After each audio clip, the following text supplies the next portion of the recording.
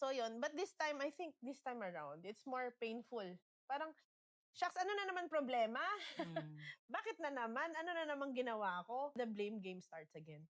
It's more painful. Parang, mas masakit na nawala na naman. Second time around. This time, maingat ka na eh. Every pregnancy mo, naging maingat ka na kasi you've experienced a miscarriage na last time eh. So talagang iingatan mo na yung sarili mo. But still, kahit anong pag-iingat mo, it still happens.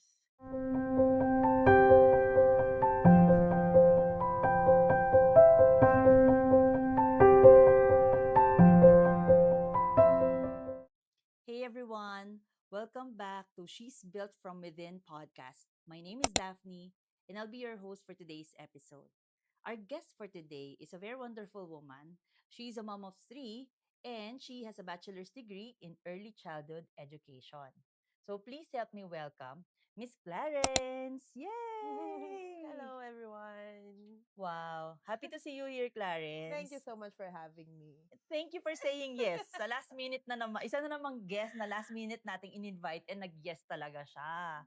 Well, can you share with our friends what's your background?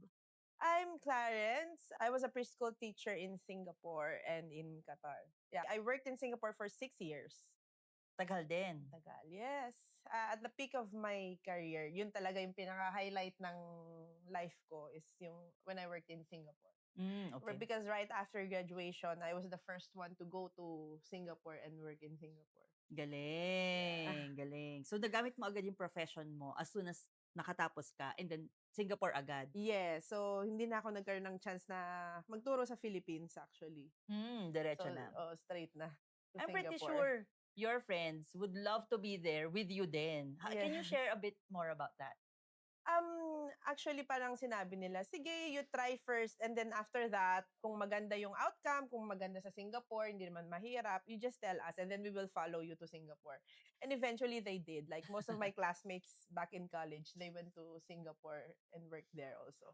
And up Galing. to now, some of them are still there. Oh, nag-enjoy na talaga doon. So, doon na Oo. rin sila nagpamilya and Doon na rin nagkaroon ng family, oh, oo. okay. Ikaw din, 'di ba? You mentioned Do'n to ko me. na-meet yung husband ko. Do'n ko na-meet yung husband ko in Oh, okay. Singapore.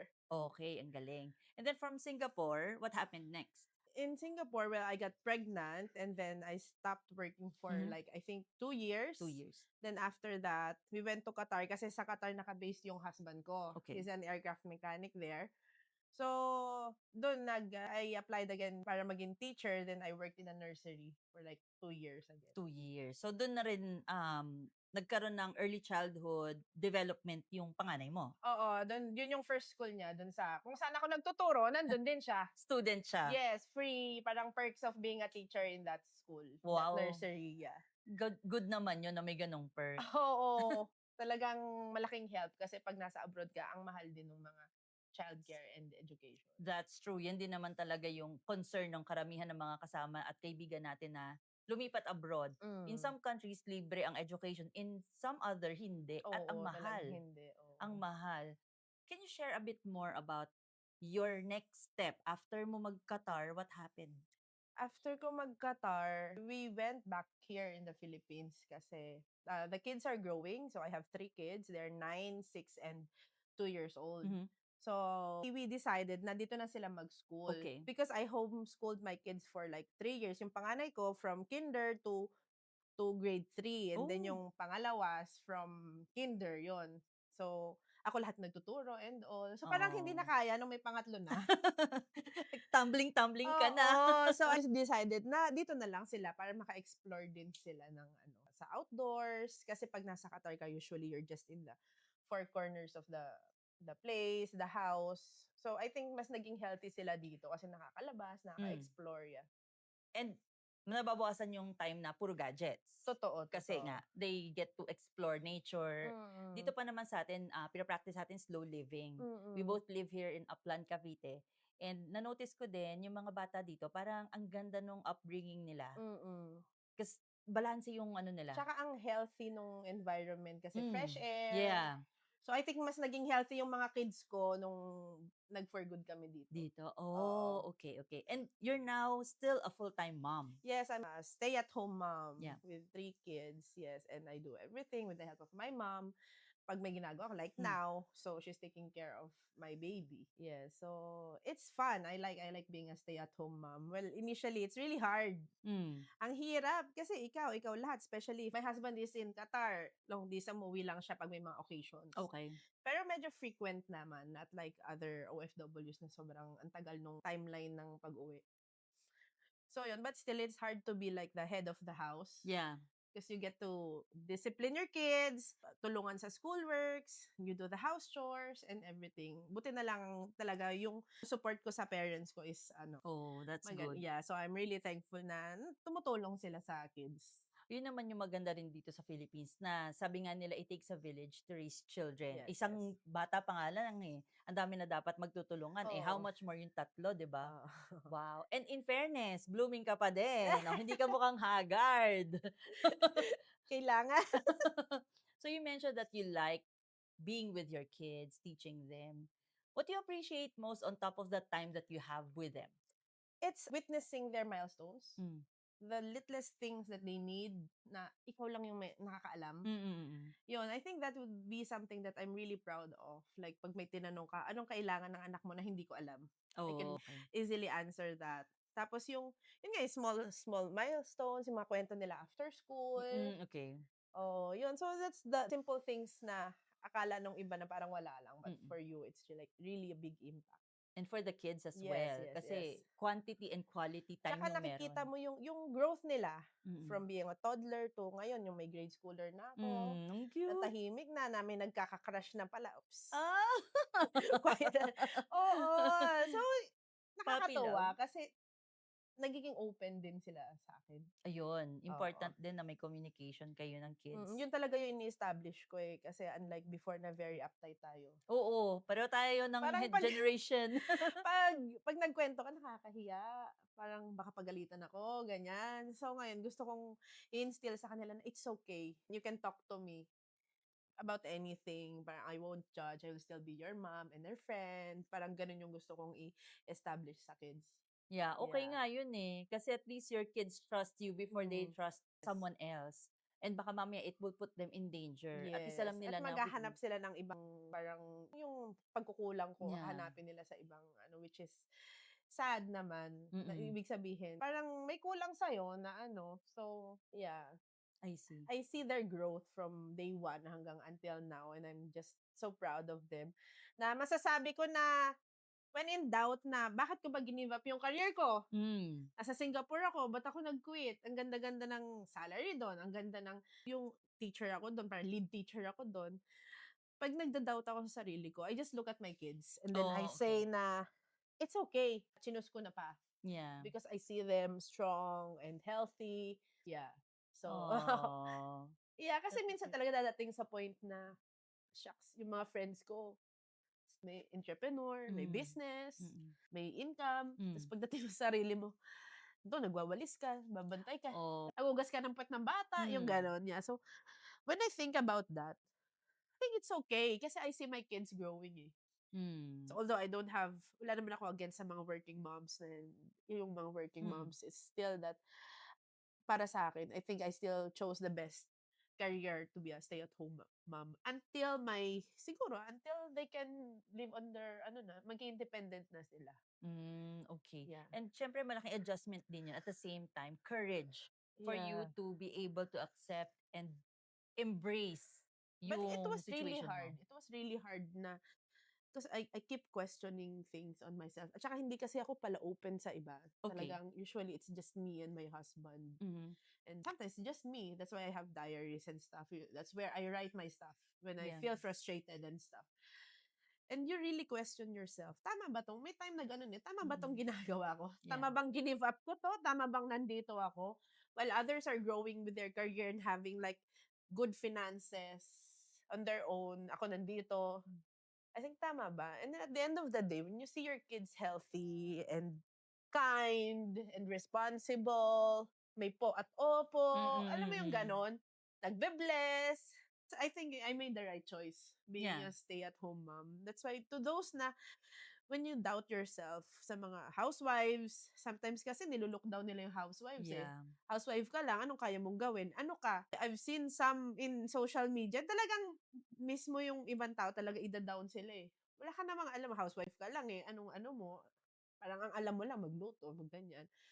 It's more than that because kayo yung nilulook up ng ano nyo eh, ng kids. Yeah. Plus, sabi nga nila, that's the hardest job kasi 24/7 job Oo, siya eh.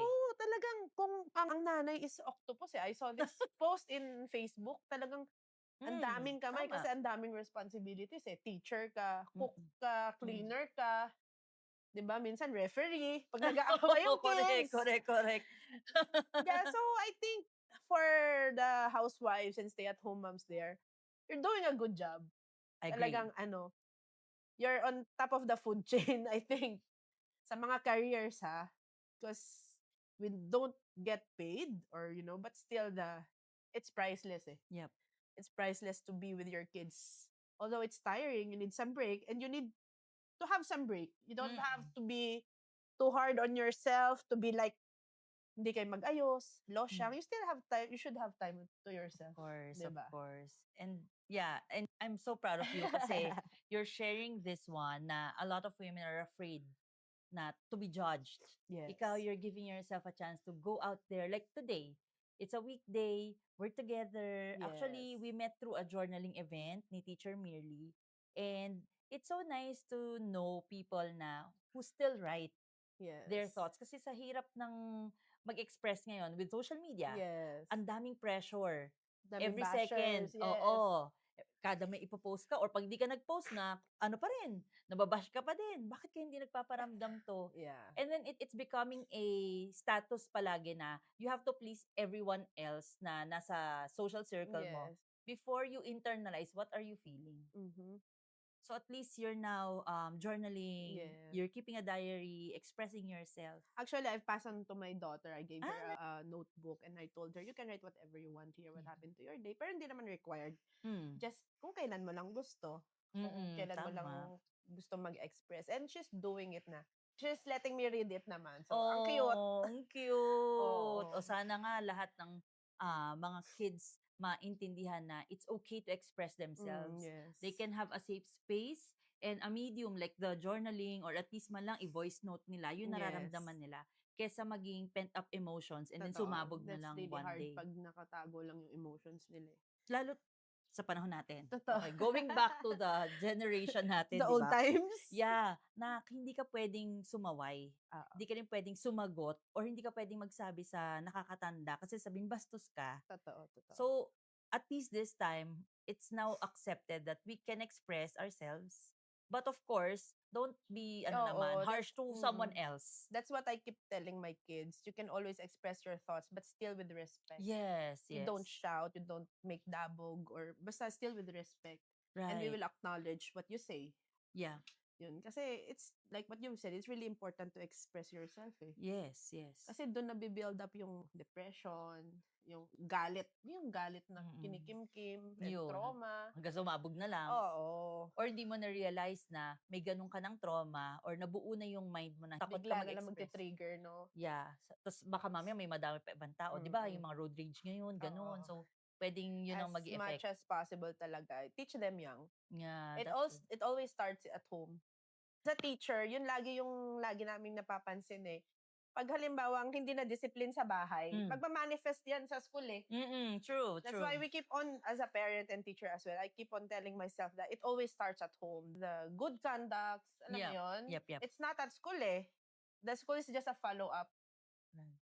It's always at home, the respecting others, laging sa bahay nagsisimula.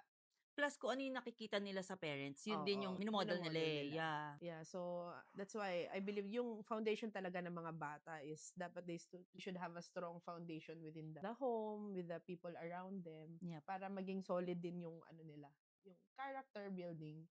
That's true. That's true. Yes. So, you mentioned to me offline that you've been married for 10 years. Together na kayo ng husband mo for 10 years, Yes, tama? yes.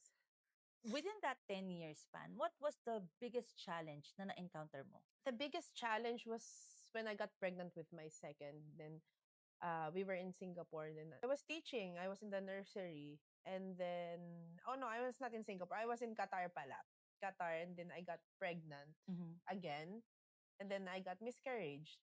Like, I think 10 weeks. While I was teaching, I may mga spottings and all. Okay. So, kahit di pa tapos yung klase ko, we ran to the hospital talaga to Oh. check. Kaso, yun nga, wala nang heartbeat yung baby. It was 10 weeks yung age Mm. ng baby. It was really hard because you get to like question yourself eh. You get to blame. You have the blame, ano yun, blame game. Mm. I really blamed myself for that. And during that time, parang bago-bago pa lang kami ng husband. You know naman, parang bagong married lang kayo, di ba? You still get to know the person Yep. more. So, Yep. meron pang mga arguments and stuff. Mm. Parang hindi pa ganun ka-solid yung foundation niya as husband and wife. So, there's a blame of, dahil ba lagi kaming nagtatalo? Dahil ba I was working? Dahil ba lagi kong bit-bit yung baby ko? So, Mm. ang daming questions, ang daming blame game kung bakit nangyari yon. So, it was really hard for us. But eventually, kahit may mga pagtatalo kami ng husband ko, we talked about it.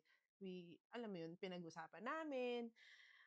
He supported me, we supported each other because it was really a hard times for us Mhm. na, alam mo yun, sa gabi, bigla kang iiyak. And Mm. even though my husband doesn't show it, being a man, na hindi masyado nag-show ng ano, Mm.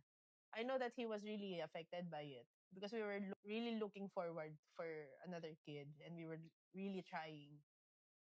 Yeah, and my daughter was like excited na din na magiging ate na siya. And Mhm. then it's hard to comprehend lahat ng mga nangyayari that time. Plus, wala yung mga ibang support system mo kasi nasa abroad Abroad ka. ka. Oo. Yeah. So, ang hirap pag nasa work yung husband mo, parang minsan natutulala ka na lang. Alam mo yung ganun?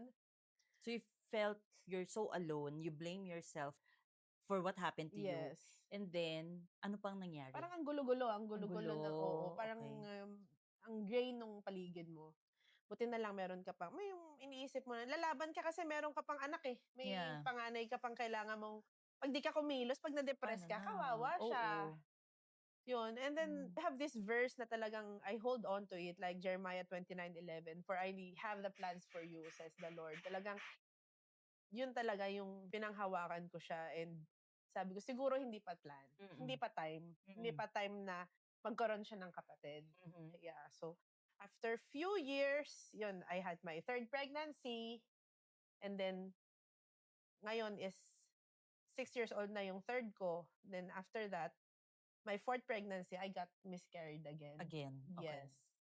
And we were dito na sa Philippines na noon, but my Okay. husband was still in Qatar. Qatar. Okay. So, gano'n na naman, wala na naman siya. So, yung family, nasa Subic kami noon. So, the baby is 19 weeks. Ano na rin? Oo. Pero, Na-form din. maliit daw yun for the Mm. age. Okay. Yeah. So, sabi ko, gano'n na naman. May pating na naman. The symptoms are similar. The symptoms are the same. Parang, shucks, alam ko na to. Alam ko na to eh. Kahit itakbo mo sa ospital, yun, tinakbo nga namin, pero wala talagang heartbeat. Mm. Walang heartbeat. And we were looking forward to it also kasi yun, gusto talaga namin 3 kids eh. Mm. Talagang gusto namin madami. So yun, but this time, I think this time around, it's more painful. Parang, shucks, ano na naman problema? Mm. Bakit na naman? Ano na naman ginawa ko? The blame game starts again. It's more painful. Parang, mas masakit na nawala na naman. Second time around. This time, maingat ka na eh. Every pregnancy mo, naging maingat ka na kasi you've experienced a miscarriage na last time eh. So talagang iingatan mo na yung sarili mo. But still, kahit anong pag-iingat mo, it still happens. And then there, I read that verse again, then it gave me hope. It gave me like strength na hindi pa ulit time. Maybe hindi pa ulit time na mag-conceive kasi medyo maliit pa yung pangalawa ko noon. Okay. So maybe it's not yet time. Okay. But you have to learn it the hard way. Maybe just binigyan lang ako ng mga lessons siguro. That's how I look at it para hindi masyadong dwelling, hindi masyadong masakit. Yun. Then eventually, kasi I was in the hospital for like, I think 2 days eh. So the Okay. kids were alone with their grandmother in Subic. Okay. And then when I came back, sabi ko, hindi rin ako pwede magpatalo kasi Mm. dalawa na sila ngayon eh. May maliit pa ako that time eh. So when I came home from the hospital, then I saw them like, okay, you need to fight. Hindi ka pwede bawal ka ma-depress. You can be sad, but you can't be depressed na hindi ka na magpa-function. ayun, sabi ko, sige, I will focus on my kids. Yun, and eventually, I pulled myself up with the help of my family and friends. Yun, actually, I wrote a vlog about it. It's really painful. When I'm reading it, it's really painful. When looking back, it's sad that, people, I mean, women go through this stage. Mahirap umahon. Mm. Kasi you dream about it. You dream about the baby. You have a lot of what ifs. Ilang taon na kaya siya? Ano kaya siya? Boy or girl? Mm. Minsan, nagtatakbuhan na sila magkakapatid. Yung ganun. Ang gulo-gulo lalo ng Ang bahay. gulo-gulo Ang saya. na. Oo. Pero you just have to think na, it's not yet Lord's plan. Yeah. Yeah. Then after 2 years, then I got pregnant again. Oh, this Yeah. one is the third. Yeah, this is the kid third na. one. 2 years old na siya ngayon. Nice. Yeah. Sabi, sobrang hyper niya ngayon. Siguro yung kulit ng dalawang kapatid niya, napunta talaga sa kanya. Cute. Oo. And sometimes, I think there were times na I dreamt about the 2 babies. Mm. I even have them tattooed here. Ay, Yeah. nice. Yeah, I have them tattooed here. Yeah. So, my kids even gave them names eh. Oh, Angel and Star. cute. Cute Because names. sinabi ko din sa kanila na na nagkaroon sila ng baby na pero hindi natuloy kasi nasa heaven, ganun. So I still tell them everything para alam nila in the future. So sa mga mommies na naka-experience ng grief about miscarriage, just pray and be strong about it. You still have a lot of strength na makukuhaan, especially if you have other kids. And crucial din yung support ng husband mo. Yes, it is. Na he did not judge you for what happened to you. Yes. He supported you and took care of you kahit malayo siya. Oo, yes. Diba? So, Kaya nga, importante din talaga yung relationship mo with other people. Yeah. Kahit hindi lang sa husband mo yung with the other people around you. Yeah. Yeah. Because they really help. Talagang no man is an island eh. True. No man is an island. Talagang kailangan mo ng tulong eh. Whether how strong you are. Kasi ganun ako I'm a strong person. I'm talagang strong, independent. Pero you still have your down times. Kailangan pa rin ng tulong. And you have to accept that.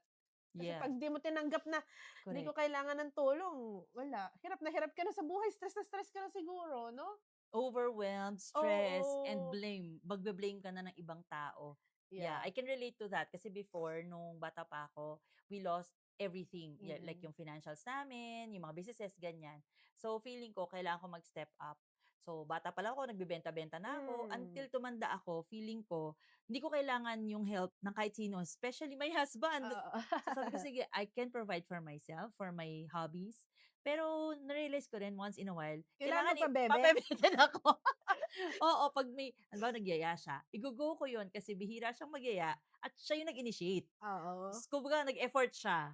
So, ibig sabihin nun, kailangan ko i-treasure yung mga ganong moments. Small acts, no? Oo. Actually nga, di ba, pag wala yung husband ko dito, ako, strong, ganyan. Pag umuwi siya, pa-bebe ako, girl. Parang ang princess! Parang ang weak mo, hindi ka mapagbuhat. True. Pero pag dito, lakas-lakas mo, pag wala siya. Just to share as well, sa gym, nakakapagbuhat ako ng bigat. Pero pag sa bahay, siya pinagbubuhat ko ng water. Diba? Sarap magpa-bebe minsan That's true. And we women deserve naman din to be loved, to be pampered, and to be understood. Yes, more importantly. Definitely. Yeah. So what's next for you? What's next for me is I'm going to build myself up more because being a mother for how many years already? Almost 10. Then breastfeeding, lahat pala sila breastfed. So I'm trying to win my youngest now. So mga 3 days na ako nagwi-win breastfeeding winning 10. And then I want to build myself up like yoga and meeting new friends and fixing myself more, looking good for myself.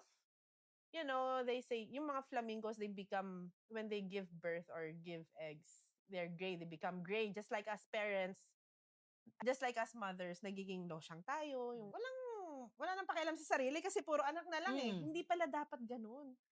You have to take care of yourself. Not to look good to everybody, but to feel good about yourself. So, eventually, that's what I'm gonna do this year, and I'm gonna put my pink back in my pink bag. Yes, go! You're gonna be a pink flamingo na ulit. Yes. And you've started it. I've seen you. First meeting natin sa journaling event. Yes. And a month later, look at you. You're so gorgeous. Yeah, Hot mama. I needed to cut my hair because I want to do workouts. It was so Oh, hard. Ang hirap mag-workout ng long mahaba ang buhok. hair. Oo. Ako naka-pony lagi. Ponytail. So Yeah. I had to do this for myself. Yay! I think, yeah. Also sa kids mo, kasi iba ako lang nandito. Mm. They wanted to play. Pag hindi ka healthy, you can't play with them. You Yes. can't run with them. You Yep. can't bike with them. And ngayon, mas okay kasi I can keep up with them. So I'm Mm. being strong for my kids. Yeah. Being healthy and strong for my kids as well. Yep. Ayoko yung dumating sa point na, ay, hindi nakipaglaro si mami sa akin. Mm. Kasi hindi siya makatakbo. Oo. Hindi kami makapag-bike kasi hindi siya marunong. Marunong ako mag-bike, so pero ayaw mo, Yeah. So, that talagang I put down my phone. Kaya minsan nga pag yung husband ko, hindi ka na nagme-message. Sabi ko, paano ko magme-message yung mga anak mo? Kaya Hyper. tignan mo na lang kami sa CCTV. Oo. Cute. So, yun, I give more time to my kids Okay. now. And in the future, I will be building my play school. So, watch out, everybody. Yes. Dahil in-announce mo na yan, you said it to the universe, claim mo na. No turning back. No Yeah. turning back. That's yours. That's your own empire. Yeah, so look forward to it, guys. Yay! Yay! Do you have any other activities coming up soon? Oh, we will be having a kids camp cafe here in Camp Cafe. No, Nice. kids camp, yeah, to be announced. The dates will be to be announced. But I hope that you guys can come. It will be me and Joanna, the owner Good. of Camp Cafe. And it will be a lot of fun for the kids. Yeah, so that they will not stay at home and, Just get do bored, do gadgets. gadgets. Yeah. There will be a lot of activities to look out for. Yeah. Also excited. So definitely we will share the information about the kids camp soon. Soon, yeah. When we launch this episode. And I hope you guys or you ladies were able to learn at least one thing from this episode. If you have any last message for our audience, what would be it? Love yourself. Love yourself, even though you're a housewife. Huwag niyo sabihin na, ay, housewife lang ako, hindi ko naman kailangan mag-ayos. Mm. Still love yourself. Look good because you love yourself. And do things that you love. Para ma-reset ka, hindi ka ma-depress. Like for me, what do I like? I like watching K-dramas, for example, right? Of course. So, find things that make you happy. Find things that will bloom you and to bring your ping back soon. Nice. Thank you. Thank you Thank for you so saying much yes for again to this having me. episode. Yes. Yay. See you in the next episode. Bye. Bye. If you like this episode, please hit the subscribe button or share this with a friend. I hope you were able to learn something new for today. And see you in the next one. Bye.